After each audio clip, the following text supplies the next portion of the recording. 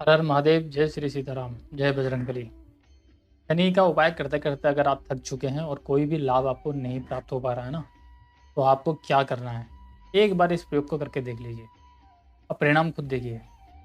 शनि मंदिर में अगर आप जाते हैं, जाना छोड़ दीजिए। उनकी मूर्ति के सामने खड़ा होकर उनके ऊपर तेल चढ़ाना छोड़ दीजिए। क्या करना है?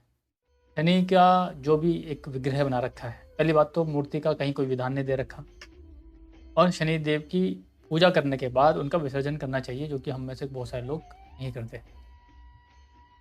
शनि का जप करवाना चाहिए, उनका सम्मान करना चाहिए, उनसे संबंधित वस्तुओं का दान देना चाहिए। लेकिन कब देना चाहिए, किस प्रकार से देना चाहिए, वो हम शास्त्र के अनुसार नहीं कर रहे, और इसलिए उसका पूर्ण फल हमें प्राप्त नहीं हो पाता। पहली बात तो यह है कि शनिदेव जब आपकी कुंडली में आते हैं दशांतर दशा के अंदर या किसी भी भाव के अंदर पड़े हुए हों, उस वक्त वो आपसे कुछ कार्य करवाना चाहते हैं। आपको उनके अकॉर्डिंग वो काम करना होता है। हम उस काम को तो करते नहीं हैं और दूसरे प्रपंच में फंस जाते हैं। पहली बात, शनि की मूर्ति के सामने खड़े होने से और ही नुकसान है, क्योंकि उनकी दृष्टि विच्छेदात्मक है, क्रूर दृष्टि है। उन क्रूर दृष्टि के सामने आप जाके खड़े हो जाओगे तो और क्या होगा? लाभ तो मिलेगा नहीं और उल्टा नुकसान होने के पूरे पूरे योग बन जाते हैं। और इसलिए आपको क्या चाहिए कि आप दूर से खड़े होकर ही प्रणाम कर लीजिए।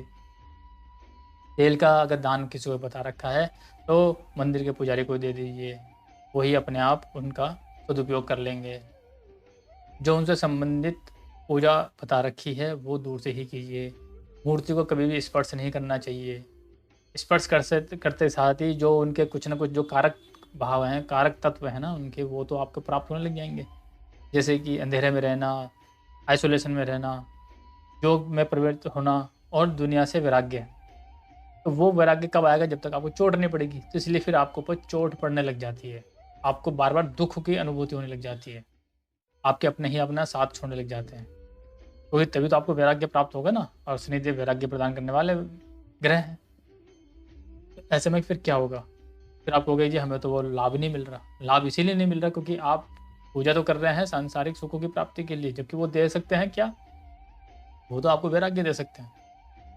इसलिए आपको क्या चाहिए कि भगवान श्री कृष्ण की पूजा कीजिए, उनकी भी परम प्रिय गौ माता, उसकी सेवा कीजिए, गाय की सेवा कीजिए। गाय की सेवा करने से ही शनिदेव प्रसन्न हो जाएंगे। हनुमान जी की सेवा कीजिए, उनके पूजन कीजिए, हनुमान जी का ध्यान कीजिए, उनके अनुसार बताए हुए जो रास्ते हैं, जो कर्तव्य उन्होंने बता रखा उस पर चलिए। तो आप देखें शनिदेव का कोई भी अशुभ प्रभाव आपके ऊपर नहीं पड़ेगा। लेकिन हम दुनिया भर के प्रपंच में फंस जाते हैं, इसलिए इसका हमें लाभ प्राप्त नहीं हो पाता।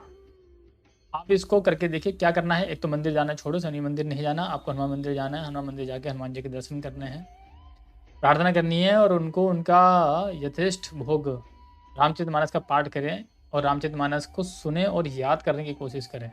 राम जी की चौपाइयाँ जो हैं आपके मन में चलते रहनी चाहिए। तो शनिदेव कहाँ से आपको प्रसन्न करेंगे? दूसरा, सबसे इम्पोर्टेंट बात बता रहा हूँ आपको, शनि देव की जो बहन है वह है यमुना जी। अगर आप किसी भी प्रकार से यमुना जी की सेवा करते हैं तो ये समझ लीजिए कि शनि देव का कोई भी प्रकोप 1% भी आपको नहीं परेशान करेगा। यमुना जी की सेवा कैसे हो सकती है कि अगर हम कोशिश करें कि यमुना नदी को हम गंदा ना करें, उसमें कुछ कूड़ा करकट ना डालें, और जो चल रहा है, जो इतने दुनिया भर के जो नाले उसके अंदर गिर रहे हैं यमुना जी में, उनके लिए हम प्रयास करें कि ना गिरें। उनके लिए हम लोगों को जागरूक करें। बोलने से भी, बोल के भी सेवा करने से भी यमुना मैया का और भगवान सूर्य नारायण का प्रसाद आपको प्राप्त होना ही होना है। सूर्य नारायण का क्यों? क्योंकि भगवान सूर्य नारायण शनिदेव के पिता हैं। सूर्य नारायण की उपासना कीजिए, अपने पिता का सम्मान कीजिए, यमुना मैया की सेवा कीजिए, गौ माता की सेवा कीजिए। तो शनिदेव यही तो कार्य करवाने के लिए आपको प्रसन्न करते हैं। आप पहले से ही इन कार्यों को करने लग जाएंगे तो वो क्यों प्रसन्न करेंगे? करके देखिए। अगर आप थक चुके हैं उनका उपाय करते करते, एक बार इसके लिए भी उपाय करना शुरू कीजिए। यमुना नदी के अंदर जाकर उनकी प्रार्थना कीजिए, वहाँ के घाटों की थोड़ी सी सफाई करना शुरू करो शनिवार के शनिवार, और आप जो है देखेंगे कि आपको इसका लाभ प्राप्त होने लग गया। मन में शांति की आपको अनुभूति होने लग जाएगी और आप अकेले कभी ना जाएँ। अपने साथ 3-4 लोगों को साथ लेके जाएँ, जानकार को लेके जाएँ और जाने से पहले जो वहाँ के जो व्यवस्थापक हैं, जो घाट के पास रहने वाले व्यक्ति हैं, उनको साथ लेके अपनी भावनाएँ व्यक्त कीजिए। और कुछ नहीं कर सकते तो वहाँ पर रहने वाले जो घाटों पे रहने वाले जो व्यक्ति हैं, जो वहाँ पे सफाई का काम करते हैं, आप उनको भी जो है कुछ न कुछ उनका सम्मान कीजिए। कुछ उनको दान दक्षिणा दीजिए, उनका सम्मान कीजिए। सम्मान किस लिए करना है? क्योंकि वो यमुना जी की सफाई व्यवस्था में योगदान देते हैं, उनकी सेवा करते हैं। आप देखना आपको ये तत्काल फल प्राप्त होने लग जाएगा इसका।